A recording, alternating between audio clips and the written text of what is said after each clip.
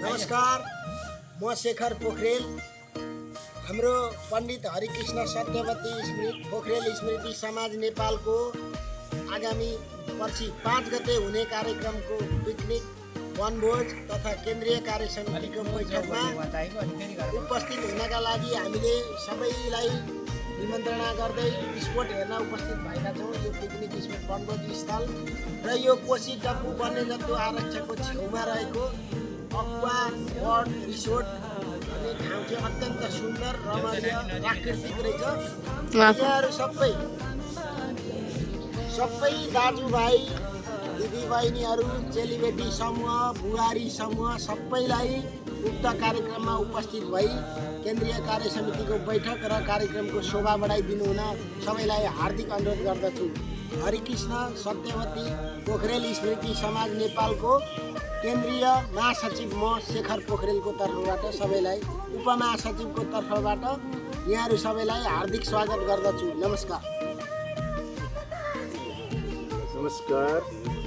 म मणिराज पोखरेल, पण्डित हरिकृष्ण सत्यवती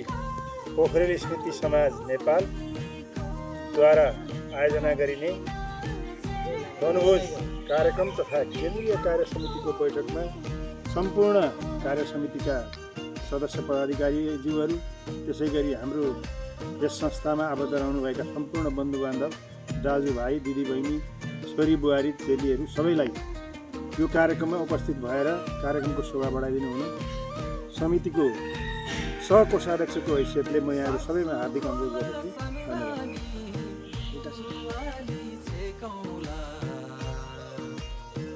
नमस्कार, म प्रमोद पोखरेल, पण्डित हरिकृष्ण तथा सत्यावती पोखरेल स्मृति प्रतिष्ठानको केन्द्रीय कार्य समितिको बैठक र सम्पूर्ण त्यसमा आबद्ध, यस प्रतिष्ठानमा आबद्ध पोखरेल बन्धु बान्धवहरूको पिकनिक वनभोज आयोजनाको स्पट अवलोकन गर्नलाई र यसमा भएका केही सुझावहरू कलेक्सन गर्नलाई हामी यहाँ उपस्थित भएका छौँ र यहाँहरू पनि सम्पूर्ण देश, जिल्ला, नगरमा छरिएर आफ्नो ठाउँमा बस्नुभएका सम्पूर्णलाई, दाजुभाइहरूलाई, दिदीबहिनीहरूलाई पनि यस कार्यक्रममा सहभागी भएर आफ्नो उपस्थिति जनाएर हामी एकअर्कालाई अझ नजिकबाट चिन्ने मौका, पुनः चिन्ने मौकामा सहभागी हुनलाई सम्पूर्णलाई हार्दिक अनुरोध गर्दछु। नमस्कार, म लीलामणि पोखरेल। यस कार्य वनभोज यो हरिकृष्ण सत्यवती पोखरेल स्मृति समाज नेपालको आयोजनामा रहेको वनभोज कार्यक्रम तथा केन्द्रीय कार्य समितिको बैठक साथै यो वनभोज कार्यक्रममा आज सम्पूर्ण पदाधिकारीहरूलाई यहाँ र बुवा आमा दाजुभाइ दिदीबहिनी सम्पूर्ण आफन्त बन्धु बान्धवहरूलाई यस कोशी गाउँपालिका सुनसरीमा रहेको यो अक्वा बर्ड रिसोर्टमा चाहिँ कार्यक्रम यहाँ राखेको हुनाले सबैलाई यहाँ दाजुभाइ भेटघाट हुने क्रम पनि हुन्छ र यो हाम्रो सत्यवती समाजमा चाहिँ चिन्जानको क्रम पनि बढ्छ। हामी को कहाँ कसरी बसेका, कहाँ गएका छौँ एकत्रित बनाउने हिसाबमा यहाँ एउटा वनभोज कार्यक्रम राखेको हो भेटघाट गर्ने क्रमको लागि। त्यसले सम्पूर्णलाई यहाँ आइदिनु हुन म अनुरोध गर्दछु। सबैजनालाई नमस्कार, म राजेन्द्र पोखरेल,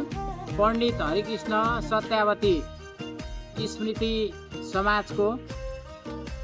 यो आयोजनामा हुने केन्द्रीय कार्य समितिको प्रथम बैठक तथा पोखरेल बन्धुहरूको यो बृहत वनभोज कार्यक्रम सुनसरी जिल्लाको पर्यटकीय क्षेत्र कोशी टप्पु वन्यजन्तु आरक्ष स्थित अक्वा बर्ड्स एन्ड इको रिसोर्टमा आयोजना गरिएको छ र मुख्य गरी यो कोशी टप्पु वन्यजन्तु आरक्ष क्षेत्र भनेको यो 568 प्रजातिका विभिन्न चराचुरुङ्गीहरू यहाँ पाइन्छ र यो कस्तो मौसम परेको छ भने मङ्सिर महिनादेखि फागुन महिनासम्म साइबेरियादेखि लिएर विश्वका धेरै चिसो हुने मुलुकहरूबाट जाडो छल्नको लागि यहाँ अहिले रेडिसियल डगदेखि लिएर विभिन्न प्रजातिका पाहुना चराहरू आउने सिजन हो र जुन पाहुना चराहरूले कोसीटप्पू वन्यजन्तु आरक्षमा आएर अहिले चरा कोरल्ने र चरा आफ्नो बच्चाहरू हुर्काएर उनीहरू पुनः आफ्नो देश फर्किने गर्छन् र पाहुना चरा आउने सिजन र यो नेपालको र संसारमा लोक उन्मुख भइसकेको एक मात्रै अर्ना जसलाई जङ्गली भैँसी भनिन्छ अर्नाको संरक्षण गरेको क्षेत्र अर्ना पाइने क्षेत्र यो कोसीटप्पू वन्यजन्तु आरक्ष र यसै गरी आएर नीलगाई हरिण जसलाई यो कोसीटप्पूलाई पहिला मृगकुञ्ज पनि भनिन्थ्यो सरकारी हात्तीहरू जो नेपाल सरकारले आफै पालेको हात्तीहरू छ र जङ्गली हात्तीहरू समेत यहाँ पाइन्छ र यस्तो ठाउँमा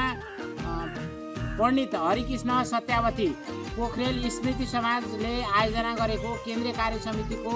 प्रथम ऐतिहासिक बैठक र यो वनभोज कार्यक्रममा सबैजनाले एकचोटि आफ्नो पोखरेल बन्धुहरू बिचमा परिचय आदान प्रदान हुनुका साथै पोखरेल बन्धुहरू बिचमा परिचय सँगसँगै यो रमणीय स्थलमा आएर एक दिन रमाइलो पनि गरिने र पोखरेल बन्धुहरू बिचको सम्बन्ध अलिकति टाढा छ भने नजिक पार्ने एउटा यो हामीलाई मेलो अथवा एउटा बाहनाको रूपमा पण्डित हरिकृष्ण सत्यावती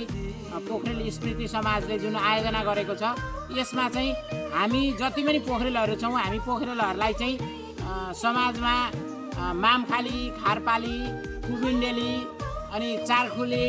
त्यसपछि आएर चाहिँ रुबुङ छप्की रातमाटे भनेर विभाजन गरिएको छ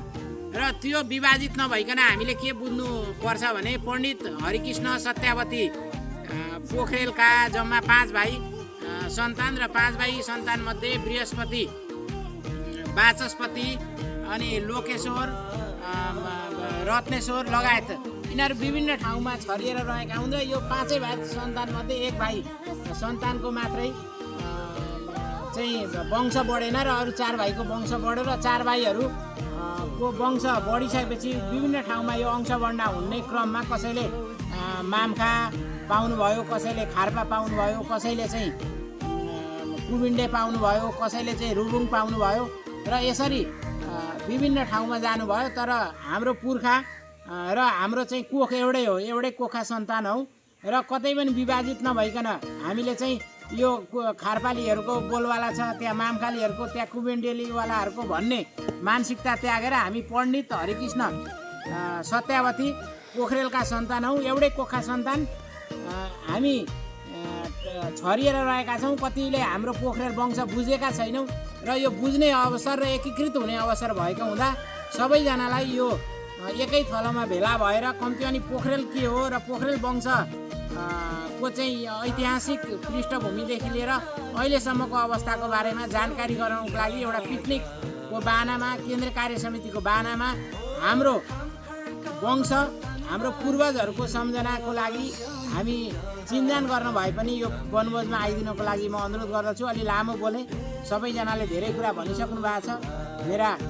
उमेरले अग्रजहरू हुनुहुन्छ होला, कतिपय नाताले मेरा चाहिँ अनुजहरू नै हुनुहुन्छ होला। सबैलाई चाहिँ म यो वनभोज कार्यक्रम र केन्द्रीय कार्य समितिको बैठकमा अनिवार्य रूपमा एक दिन पुस 5 गते शनिबारको दिन आइदिनु हुनको लागि म हार्दिक अनुरोध गर्दै निमन्त्रणा गर्छु। नमस्कार।